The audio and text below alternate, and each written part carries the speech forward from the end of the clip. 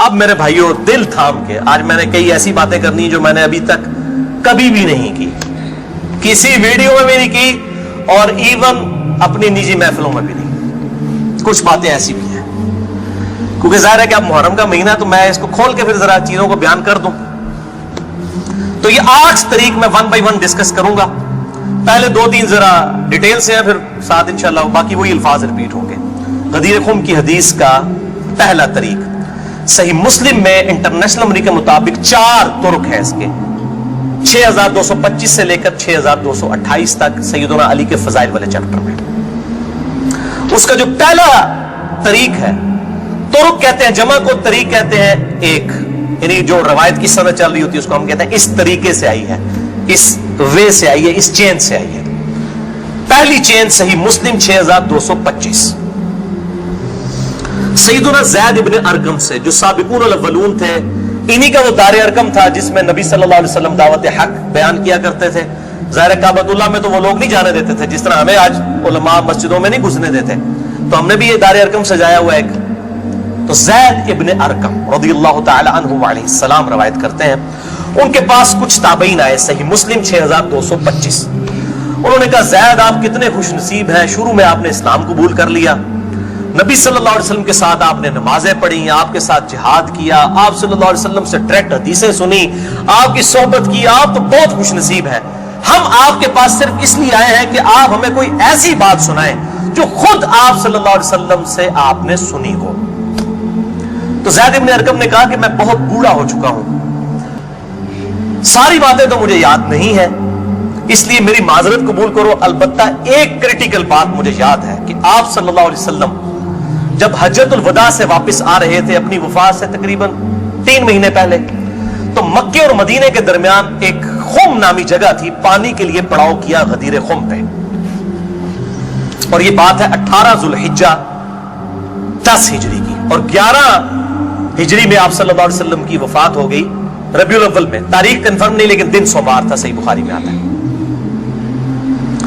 آپ صلی اللہ علیہ وسلم نے خم نامی گاؤں میں اونٹ کے پالان کا آپ کے لیے ممبر بنایا گیا, آپ صلی اللہ علیہ وسلم نے اس پہ چڑھ کر خطبہ دیا, اور الفاظ ہی بڑے کنکلوڈنگ ہیں, ہم نے اپنے منہج پہ بھی لکھا ہوا ہے. اے لوگوں آگاہ ہو جاؤ, میں بھی ایک انسان ہوں, قریب ہے کہ اللہ کا قاصد یعنی موت کا فرشتہ میرے پاس آئے اور میں اس کی دعوت قبول کر لوں. لوگوں آگاہ ہو جاؤ, میں اپنے بعد تم میں 2 بھاری چیزیں چھوڑ کر جا رہا ہوں. یہ ہے حدیث ثقلین.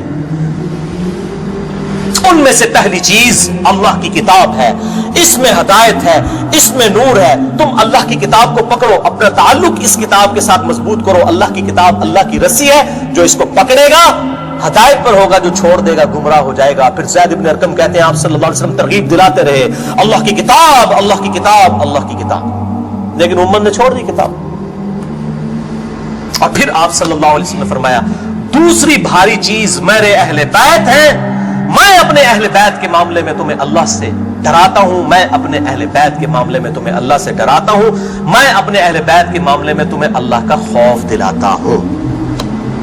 اچھا, اب ظاہر ہے اس زمانے میں بھی لوگ موجود تھے, لوگوں کے کان کھڑے ہو گئے. حضرت معاویہ بن ابی سفیان رضی اللہ تعالیٰ عنہ کا دور تھا, تابعین نے سیدھا سوال ہی عجیب و غریب کر دیا. انہوں نے کہا زید یہ حضور کی بیویاں اہل بیت نہیں ہے؟ دیکھو, بجائے پوچھنے کے سینئر صحابی سے پوچھتے کہ اہل بیت کون ہے, ان کو فوراً پتا چل گیا کام کی طرح ہو ہی جا رہا ہے, یہ حضور کی بیویاں اہل بیت نہیں ہے. زید ابن ارقم نے کہا کہ بیویاں اہل بیت ہیں, لیکن یہاں پر وہ مراد نہیں ہے, یہاں پر تو نبی صلی اللہ علیہ وسلم کے خاندان کے لوگ مراد ہیں. آل علی, آل عقیل, آل عباس, آل جعفر, وہ لوگ مراد ہیں اہل بیت. حضور کی بیویاں یہاں مراد نہیں ہیں, جن پر قیامت تک کے لیے صدقہ حرام ہے. یہ زید بن ارقم نے کہا. تھوڑا کوڑا سی جے طریق, اگلا بڑا سخت جے. میں ڈر رہا ہوں یہ بیان کرتے ہوئے, لیکن اس میں نے پمفلٹ میں لکھ دیا ہوا ہے, لیکن وہ لوگ پڑھ کے گزر کے ہوں گے, لیکن میں اب آپ کو توجہ دلاؤں گا. صحیح مسلم 6228 نمبر طریق, اس میں پتہ کیا الفاظ ہیں. اس حدیث کے اینڈ پہ تابعین پوچھتے ہیں کہ کیا نبی کی بیویاں اہل بیت نہیں ہیں؟ تو زید ابن ارقم کہتے ہیں اللہ کی قسم نہیں، اللہ کی قسم نہیں۔ عورت تو کتنا عرصہ کسی مرد کے ساتھ گزارتی ہے، بعد میں اس کا مرد اسے طلاق دے دیتا ہے، وہ اپنے میکے واپس آ جاتی ہے، تو عورت کیسے اہل بیت ہو سکتی ہے؟ ایسے ہی مسلم پڑھ رہے جی بھائی، یہ سورہ کافی نہیں پڑھ رہا مولویو، صحیح مسلم 6228، وہ کہتے ہیں بیوی کو طلاق ہوئی اپنے گھر چلی گئی، وہ کہاں سے اہل بیت ہو گئی؟ یہاں تو نبی صلی اللہ علیہ وسلم کے خاندان والے مراد ہیں جن پر قیامت تک کے لیے صدقہ حرام ہے۔ زید ابن ارقم کو ریال نہیں ملتے تھے، نہ سعودیہ سے نہ ایران سے، وہ تو صحابی تھے نا رضی اللہ تعالیٰ عنہ، حق بیان کیا وہ۔ اچھا یہ نہ سمجھیں یہ کہہ دیں کہ زید ابن ارقم کا اجتہاد ہے، اے بھائی اجتہاد نہیں ہے، سن لو۔ ایک معنوں میں اہل بیت بیویاں ہیں سورۃ الاحزاب آیت نمبر 33 کے تحت، لیکن یہ جس اہل بیت کے بارے میں اللہ سے ڈراتا ہوں ان کے ساتھ اس نے سلوک کرنا، یہ وہی لوگ تو ذبح ہوئے ہیں، آل عقیل ذبح ہوئے، آل جعفر ذبح ہوئے، آل عباس جعفر ہوئے، آل علی ذبح ہوئے، انہی کی اولادیں ذبح ہوئی ہیں نا۔ یہ 72 جو ہم شہدائے کربلا کہتے ہیں، انہی کے بارے میں ڈرایا تھا جن کے بارے میں بھی خبر دی گئی تھی کہ ان کے ساتھ امت برا سلوک کرے گی۔ اچھا یہ زید ابن ارقم کا اجتہاد نہیں ہے میرے بھائیوں، اس کی سپورٹ میں صحیح مسلم سے 2 مرفوع حدیثیں اپنے محبوب صلی اللہ علیہ وسلم کی حدیثیں بیان کرتا ہوں۔ سنیں پہلی حدیث انٹرنیشنل نمبر کے مطابق صحیح مسلم میں 6261 نمبر، اما عائشہ رضی اللہ تعالی عنہا وعلیہ السلام خود روایت کر رہی ہیں کہ ایک دن نبی صلی اللہ علیہ وسلم اس حال میں برآمد ہوئے کہ آپ صلی اللہ علیہ وسلم نے ایک کالے رنگ کی چادر اوڑھی ہوئی تھی جس پہ نقش و نگار بنے ہوئے تھے جیسا کہ اونٹ کے کجاووں کے ہوتے ہیں، کالے رنگ کی منقش چادر اوڑھی ہوئی تھی۔ اتنے میں سیدنا حسن آئے، آپ صلی اللہ علیہ وسلم نے ان کو اپنی چادر کے نیچے لے لیا، پھر سیدنا حسین آئے، ان کو اپنی چادر کے نیچے لے لیا، پھر سیدہ فاطمہ آئی، ان کو اپنی چادر کے نیچے لے لیا، پھر سیدنا علی آئے، ان کو بھی اپنی چادر کے نیچے، ان چاروں کو لیا، اور 5ویں خود، جس سے 5 تن پاک کا ہم کانسیپٹ لیتے ہیں، 5 اس چادر کے نیچے لیا۔ سیدہ عائشہ کو نہیں لیا، پوائنٹ ٹو بی نوٹڈ، وہ راوی ہیں، وہ دیکھ نہیں ہے منظر، اور اما عائشہ دیکھ لیں کتنی منصف مزاج تھی، انہوں نے یہ روایت بیان کر دی، ورنہ کسی درجے میں اپنے بارے میں بھی سوچ سکتی تھی کہ مجھے نہیں لیا گیا، لوگ کل کو سوال کریں گے کہ آپ کو کیوں نہیں لیا گیا، آپ اہل بیت نہیں تھی، یقیناً تھی، لیکن یہ والا معاملہ جو ہے وہ ایکسٹرا آرڈنری ہے، اسپیشل پروٹوکول ہے۔ چادر کے نیچے لیا، پھر آپ صلی اللہ علیہ وسلم نے سورۃ الاحزاب کی آیت نمبر 33 پڑھی، انما یرید اللہ لیذھب عنکم الرجس اہل البیت ویطہرکم تطہیرا۔ اے نبی کے گھر والوں، اللہ تو صرف یہی چاہتا ہے کہ ہر طرح کی ناپاکی تم سے دور کر دے اور تمہیں خوب صاف ستھرا کر دے۔ راویہ اما عائشہ ہے، خود چادر کے نیچے نہیں ہے، علی، حسن، حسین اور سیدنا علی ہے، سیدہ فاطمہ ہے، اور نبی صلی اللہ علیہ وسلم 5ویں خود۔ تو زید ابن ارقم نے کوئی غلط بات نہیں کی ہے، ان کو یہ حدیثیں پتہ تھیں۔ اور دوسری حدیث صحیح مسلم سے ہی انٹرنیشنل نمبر کے مطابق 6220 نمبر، یہ بڑی لمبی حدیث ہے، میرا ٹاپک کسی دوسری طرف چلا جائے گا اور کچھ بن جانا ہے، چونکہ میں اس کو لکھ چکا ہوں 150 روایتوں والے 72 والے احادیث والے، لہذا میں اس کا ایک پورشن بیان کرنے لگا ہوں، باقی جسے شوق ہو تو وہ پڑھ لے، اس کے اندر میں نے لکھا ہے اس کا پورا طریقہ، ورنہ معاملہ کہیں سے اور ہی نکل جانا ہے، پھر سب و شتم والا ایشو ڈسکس ہو جانا ہے، حضرت معاویہ کے دور میں جو سیدنا علی کے پر لعنت ہوتی تھی، وہ والا ٹاپک اس میں ڈسکس ہو جانا ہے، اس لیے میں اس حدیث کا آخری جز بیان کر رہا ہوں کہ سیدنا سعد ابن ابی وقاص رضی اللہ تعالیٰ عنہ کہتے ہیں کہ جب آیت مباہلہ نازل ہوئی نجران کے عیسائیوں کے ساتھ، نبی صلی اللہ علیہ وسلم کی 1-to-1 ڈیبیٹ ہوئی، اینڈ پہ ہوا کہ ٹھیک ہے مباہلہ کرتے ہیں، کون حق ہے کون باطل ہے۔ سورہ ال عمران آیت نمبر 61 نازل ہوئی، فَقُلْ تَعَالَوْا نَدْعُوا أَبْنَاءَنَا وَأَبْنَاءَكُمْ وَأَنفُسَنَا وَأَنفُسَكُمْ وَنِسَاءَنَا وَنِسَاءَكُمْ وَأَنفُسَنَا وَأَنفُسَكُمْ، کہ نبی صلی اللہ علیہ وسلم کو کہا گیا کہ ان کو کہو اپنے بیٹوں کو لے آؤ، ہم بھی اپنے بیٹوں کو لے آتے ہیں، تم بھی اپنی عورتوں کو لے آؤ، ہم بھی اپنی عورتوں کو لے آتے ہیں، تم خود بھی آ جاؤ ہم خود بھی آ جاتے ہیں, پھر اللہ کے حضور اوپن میدان میں دعا کرتے ہیں, جھوٹے پہ اللہ کی لعنت, اس کو مباہلہ کہتے ہیں, لیکن نہیں آئے. سعد ابن ابی وقاص کہتے ہیں کہ نبی صلی اللہ علیہ وسلم قرآن میں کیا حکم آیا تھا, اپنے بیٹوں کو لے کر آؤ, تو کس کو لے کے آئے؟ سیدنا حسن, سیدنا حسین, سیدنا علی, اور ساتھ کیا تھا؟ اپنی عورتوں کو لے کر آؤ. نبی صلی اللہ علیہ وسلم کی عورت کون تھی؟ سیدہ عائشہ, سیدہ حفصہ, باقی امہات المومنین, لیکن ان کو نہیں لائے, سیدہ فاطمہ کو لے کر آئے. Point to be noted. نازبیوں کے لیے پکی. اگر آپ کو کہے اپنے گھر کی عورتوں کو لے آؤ تو سب سے پہلے بیوی لائی جاتی ہے. آیت مبالغہ میں بیوی نہیں آئی, سیدہ فاطمہ آئی ہے. اگلی کہنا آپ سمجھتے ہو بھائی زید ابن ارقم نے کیوں کیا؟ صحیح مسلم 6228 کہ بیوی تو خاوند کے ساتھ کافی عرصہ گزارتی ہے, جب طلاق ہو جائے تو وہ اپنے میکے واپس چلی. حالانکہ نبی صلی اللہ علیہ وسلم نے کسی کو نہیں دی طلاق, لیکن اتنی ننگی بات اس لیے ان کو کرنی پڑی, اتنی سخت بات, تاکہ حق کھل کے بیان ہو. اور نبی صلی اللہ علیہ وسلم نے بھی آپ دیکھ لیں قرآن میں حکم تھا عورتوں کو لے کر آؤ, بیویاں نہیں لے کے آئے, سیدہ فاطمہ کو ساتھ لے کے آئے. یہاں سے بھی پانچ تن پاک والا کنسپٹ, یہ پاک والا وہ معصومیت والا عقیدے کی میں بات نہیں کر رہا, اہل سنت کا جو عقیدہ ہے منہج ہے اس کی بات کر رہا ہوں. لہذا سیدنا زید ابن ارقم رضی اللہ تعالیٰ عنہ کی تشریح بالکل درست ہے. تیسرا طریق امام ابن ابی عاصم کی کتاب السنہ 1158 نمبر حدیث ہے. سیدنا علی رضی اللہ تعالیٰ عنہ خود راوی ہیں کہ غدیر خم پہ آپ صلی اللہ علیہ وسلم نے صحابہ کو جمع کر کے کہا کہ اے میرے صحابہ, کیا تم اللہ کو رب مانتے ہو, مجھے اپنا پیغمبر مانتے ہو؟ صاحب نے کہا بلا یا رسول اللہ, کیوں نہیں. پھر کہا کیا تم اللہ اور اس کے رسول کو سب لوگوں سے بڑھ کر محبوب سمجھتے ہو؟ میں نے کہا کیوں نہیں.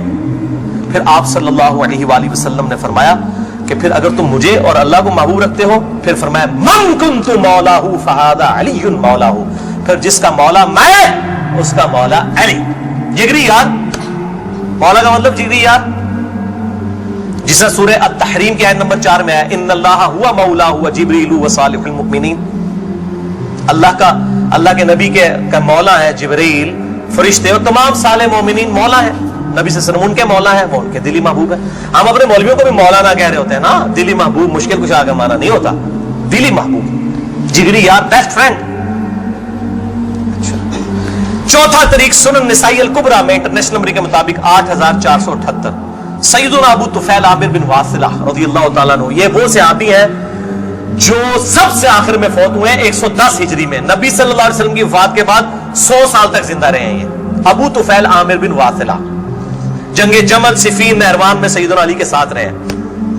کدھر 37 ہجری میں جا کے جنگ جمل صفین ہو رہی ہے اور کدھر 110 ہجری میں یہ فوت ہوئے ہیں. اور ان کی حدیثیں نبی صلی اللہ علیہ وسلم سے بھی روایت ہیں اور سیدنا علی سے بھی انہوں نے کئی حدیثیں روایت کی ہیں. وہ کہتے ہیں کہ کھلے میدان میں سیدنا علی رضی اللہ تعالیٰ عنہ نے, یہ صفین کا ہی موقع تھا, پبلک کو جمع کیا, اپنے ماننے والوں کو جو ساتھ تھے, شیعان علی, شیعہ کا مطلب ہے گروہ کے بندے. تو پھر ان سے وہ حدیث بیان کی کہ ذرا مجھے بتاؤ نا کہ تم لوگوں نے نبی صلی اللہ علیہ وسلم سے یہ حدیث سنی تھی. تو کئی لوگ گواہی کے لیے کھڑے ہو گئے. پھر وہ پوری حدیث بیان کی جو آپ صلی اللہ علیہ وسلم فرمایا النبی اولا بالمؤمنین من انفسہم, نبی صلی اللہ علیہ وسلم مومنین کی جانوں پر ان کی جانوں سے بڑھ کر حق رکھتے ہیں, اور نبی کی بیویاں امت کی مائیں ہیں. اس آیت کے تحت اے صحابہ کرام, اے میرے امتیوں, کیا تم مجھے سب سے بڑھ کر محبوب رکھتے ہو؟ سب نے کہا بلا یا رسول اللہ. پھر آپ صلی اللہ علیہ وسلم نے مولا علی کا ہاتھ پکڑا, یوں بلند کیا صحابہ میں اور کہا من کنت مولاہ فہذا علی مولاہ, پھر جس کا جگری یار میں, اس کا جگری یار علی بھی ہونا چاہیے, ہاتھ پکڑ کر. اچھا ابو طفیل عامر بن واصلہ کہتے ہیں یہ حدیث جب میں نے سیدنا علی سے سنی تو میں ہل گیا. میرے دل میں قلق تھا کہ نبی صلی اللہ علیہ وسلم نے اتنی بڑی بات کی حضرت علی کے بارے میں, اور صحابہ کرام علیہم رضوان نے گواہی دی. اس میں آگے الفاظ یہ موجود ہے کہ اس میں ہی الفاظ موجود ہے کہ آپ صلی اللہ علیہ وسلم نے اسی حالت میں کہا اے اللہ جو علی سے محبت رکھے اس سے محبت رکھ, جو علی سے دشمنی رکھے اس سے تو بھی دشمنی رکھ. یہ بہت بڑی بات ہے. ابو طفیل کہتے ہیں میں نے کہا یہ حدیث, میں کہتے ہیں باہر نکلا, میں نے کہا سب سے سینئر صحابی شروع کے مسلمان ہیں زید ابن ارقم, وہ پہلے تیار بیٹھے سن زید ابن ارقم, وہ تو بھولے گا نہیں زید بن ارقم کون ہے. تو ہم جماعت اسلامی نے سکول بھی نہیں دار ارقم بولن گے, تو دار ارقم انہی کے نام پہ رکھے ہوئے, کیونکہ دار ارقم سب سے پہلا گھر تھا جہاں نبی صلی اللہ علیہ وسلم دعوت توحید کیا کرتے تھے. زید ابن ارقم کے پاس گئے, ان کا زید آپ تو سابقون اور فلون میں سے ہیں, مجھے بتایا حضرت علی نے یہ حدیث بیان کی ہے اور اتنے لوگوں نے گواہی دی ہے, اور انہوں نے کہا تو کیا بات کرتا ہے, میں نے تو خود نبی صلی اللہ علیہ وسلم سے یہ حدیث سنی ہوئی ہے, من کنت مولا فہذا علی مولا, اور اے اللہ اس سے محبت رکھ جو علی سے محبت رکھے, اس سے دشمنی رکھ جو علی سے دشمنی رکھے. یہ وہ حصہ ہے جس کا ابن تیمیہ نے انکار کیا منہاج السنہ میں. پھر شیخ البانی نے پھر صفوں کے صفحے کالے کیے ہیں کہ ابن تیمیہ میں جلد بازی کی عادت تھی اور مبالغہ آرائی تھی. سلسلہ احادیث صحیحہ 2223 نمبر حدیث کے کانٹیکسٹ میں شیخ البانی نے سخت گرفت کی ہے. اچھا, پانچواں طریق صحیح مسلم میں 3713 ہے, جامعہ ترمذی میں 3713.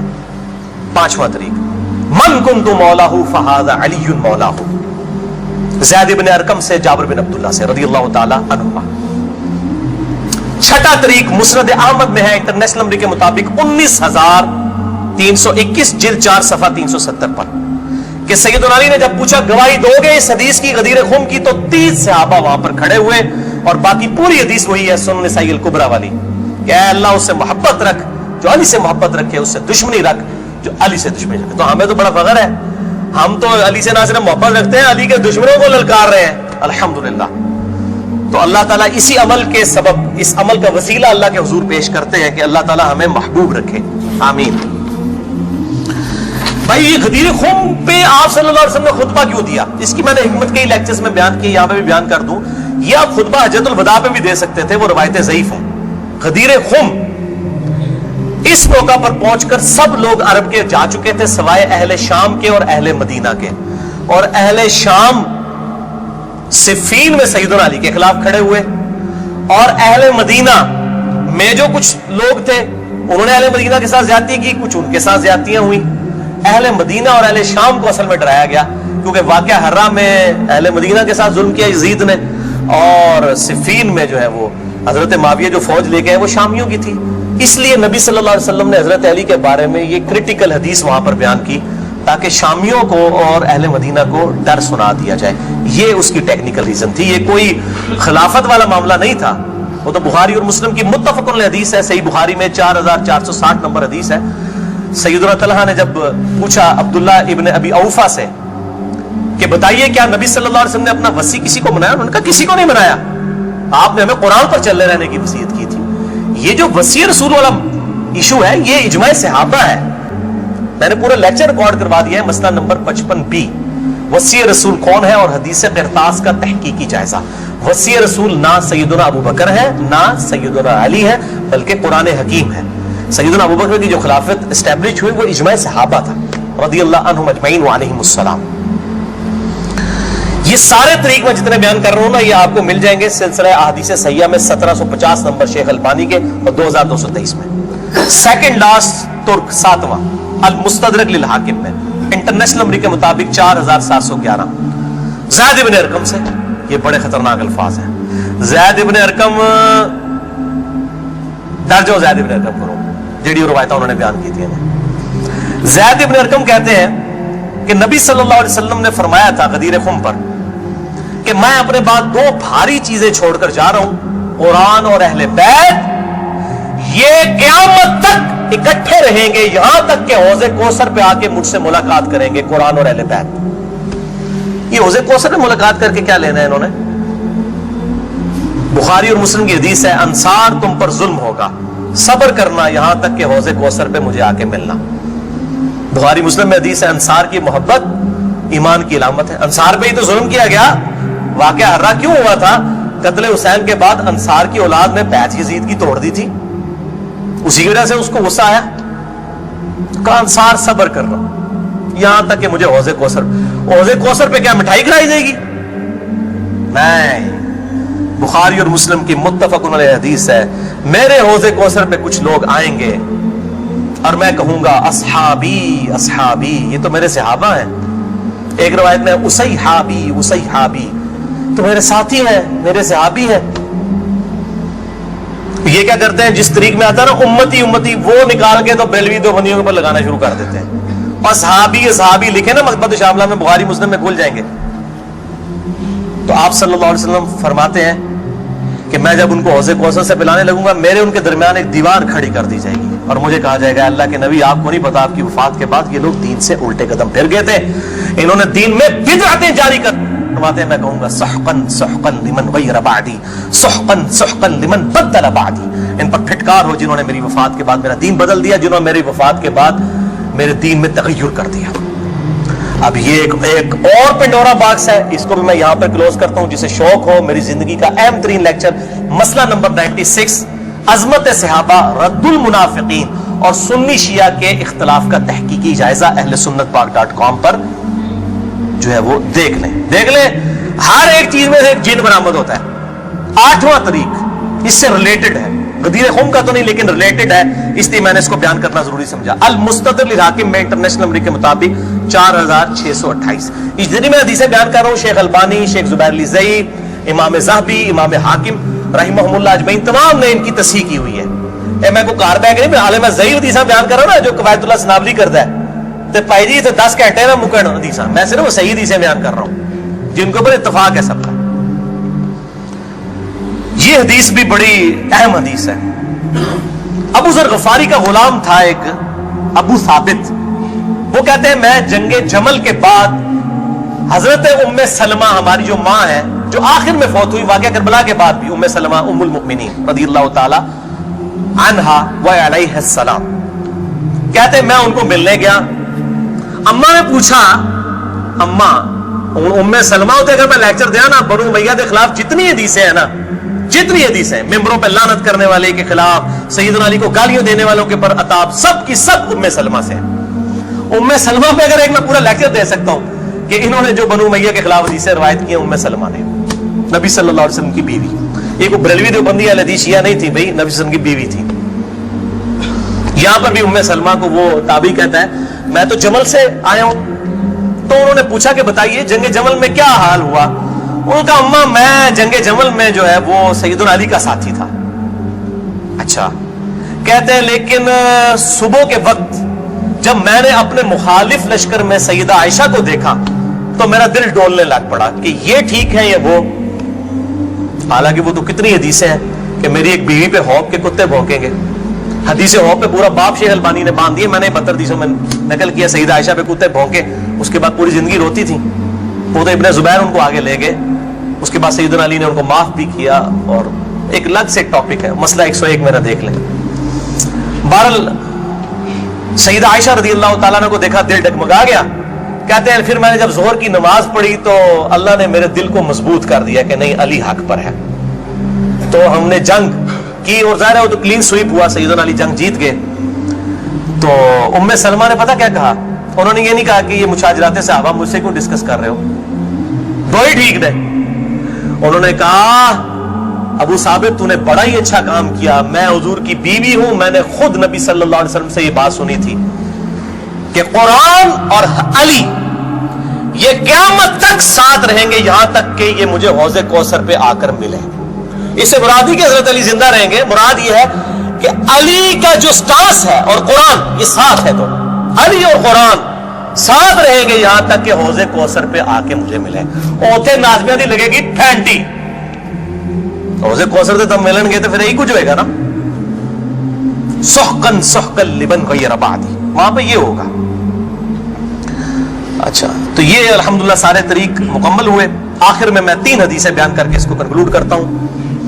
المستدرک للحاکم میں صحیح سند کے ساتھ 4717 نمبر حدیث ہے. ایک طریق شیخ البانی، شیخ زبیر الزئی دونوں نے صحیح کہا. امام حاکم، امام ذہبی نے موافقت کی کہ آپ صلی اللہ علیہ وسلم نے فرمایا اللہ کی قسم ہم اہل بیت کے ساتھ جو بغض رکھے گا اللہ تعالیٰ اسے ضرور دوزخ میں داخل کرے گا. کہتے ہیں یزید کا معاملہ اللہ پہ چھوڑیں. امام ذہبی نے لکھا ہے کہ سب سے بڑا ناسبی یزید تھا، اللہ پہ چھوڑے. بغض نہیں تھا، جو ممبروں پر لعنت کرواتے تھے بغض نہیں تھا. یہ پتہ نہیں کیڑی ایکویشن ہے. تو جھوٹا دفاع کرتے ہیں بنو امیہ کا. اور اسی کا طریق ہے 4712 نمبر اور سلسلہ حدیث صحیحہ میں 2488 شیخ البانی لے کر آئے ہیں. یہ بہت خطرناک ہے. آپ صلی اللہ علیہ وسلم فرمایا اگر کوئی شخص پوری زندگی حجر اسود اور مقام ابراہیم کے درمیان نمازیں پڑھتا رہے اور روزانہ روزہ رکھے اور اس حال میں مرے کہ اس کے دل میں بغض اہل بیت ہے, اللہ کی قسم ضرور دوزخ میں ڈال دیا جائے گا. وہ تو اڈیاں روائی دینا کس کام دیا نے بھائی, تو اڈیاں پکڑیاں کس کام دیا نے. اگر بغض اہل بیت ہے, باڑ میں گیا سعودیہ کا پیسہ, باڑ میں گیا ایران کا پیسہ, اپنی آخرت کی فکر کرو کہ نا خوش کر دے گو تسی اللہ دے بندے ہو, آیا کرو. دوسری حدیث امیر المؤمنین سیدنا ابو بکر الصدیق رضی اللہ تعالیٰ عنہ علیہ السلام کا قول صحیح بخاری میں حضرت حسین والے چیپٹر میں ہے, نبی صلی اللہ علیہ وسلم کی بیویوں والے چیپٹر میں نہیں ہے. امام بخاری کو پتا سی کہ اہل بیت کون ہے, اسپیشل اہل بیت کون ہے اور یوزول اہل بیت کون ہے. امام بخاری حضرت حسین والے چیپٹر میں اس کو لے گئے ہیں 3751. سیدنا ابو بکر صدیق رضی اللہ تعالیٰ عنہ علیہ السلام کہتے ہیں کہ محمد صلی اللہ علیہ وسلم کی محبت کو اہل بیت کی محبت میں تلاش کرو. یہ ابو بکر صدیق کا فتویٰ ہے, رفع دین میں تلاش نہ کرو. محمد صلی اللہ علیہ وسلم کی محبت کو اہل بیت کی محبت میں تلاش کرو, اور اہل بیت کو حضرت حسین والے چیپٹر میں لے کے آئے 3751. اور آخری حدیث صحیح مسلم میں وہ ریپیٹ کر لیں 240 نمبر کتاب الایمان میں سیدنا علی کہتے ہیں اس اللہ کی قسم کہ جس نے دانے کو پھاڑ کر اس میں سے اناج اگایا اور ہر مخلوق کو پیدا کیا. نبی امی نے مجھ سے عہد لیا تھا کہ اے علی تجھ سے صرف مومن ہی محبت کرے گا اور تجھ سے بغض صرف منافق ہی رکھے گا. اب محبت علی کا یہ مطلب نہیں ہے کہ غلوف کرے, یہ مشکل کشا ماننا شروع کر دے. مراد یہ کہ جو ان کے صحیح جتنے بھی فضائل آئے ہیں ان کو مانا جائے الحمدللہ, اور ان کے دشمنوں سے دشمنی رکھی جائے. یہ بھائیو اب آج کی گفتگو کنکلوڈ ہوئی. میں آخر میں پھر وہی کہوں گا کہ یہ میرا جو ریسرچ پیپر ہے 5B واقعہ کربلا کا حقیقی پس منظر 72 صحیح الاسناد احادیث کی روشنی میں, اسے ضرور پڑھیں. اہل سنت پاک.com سے research paper number 5B download کریں. میں اپنی گفتگو کا اختتام کروں گا امام محمد بن ادریس الشافعی المتوفى 204 ہجری کے اس مشہور شہر پر جو ان کے دیوان الشافعی میں چھپا ہوا ہے. کسی مولوی کی سند کی ضرورت نہیں, ان کی اپنی کتاب ہے دیوان الشافعی. اور تمام محدثین چاہے ابن تیمیہ ہوں, امام ذہبی ہوں, ابن کثیر ہوں, سب نے اپنی کتابوں میں اس شعر کو نقل کیا ہے. چونکہ میرے پہ بھی فتویٰ لگنا ہے تو میں بتاؤں کہ میں کوئی اکیلا نہیں ہوں, ہمارے بزرگوں پہ ان کے بزرگوں نے فتوے لگائے ہیں. امام شافعی سے بڑا کوئی اہل سنت کا امام نہیں ہے. احمد بن حنبل ان کا شاگرد ہے, اور احمد بن حنبل صرف حدیث میں ایکسپرٹ ہے. امام شافعی وہ ہے جو حدیث میں ایکسپرٹ, فقہ میں ایکسپرٹ, منطق میں ایکسپرٹ. ان سے بڑا کوئی امام نہیں اہل سنت کا. اور امام بخاری ان کے پوتا شاگرد, امام ترمذی ان کے پڑپوتا شاگرد, اور خود امام مالک رحمہ اللہ علیہ السلام کے شاگرد ہیں. دیوان الشافعی میں ان کا شعر ہے ان کان رفضا حب آل محمد صلی اللہ علیہ وآلہ وسلم. اگر آل محمد کی محبت کا نام تم کہتے ہو رافضی ہونا ہے, شیعہ بھی نہیں رافضی, فلیشہد الثقلان انی رافضی. تو جنوں انس گواہ ہو جاؤ, اے بریلویوں دیوبندیو اہل حدیث شیعہ سب کے سب, چاہے جنوں میں ہو چاہے انسانوں میں ہو, من الجنت والناس, وہ والا بھی من الجنت والناس, گواہ ہو جاؤ. فلیشہد الثقلان انی رافضی, ہاں میں پھر رافضی, میرے رافضی ہونے پر گواہ ہو جاؤ.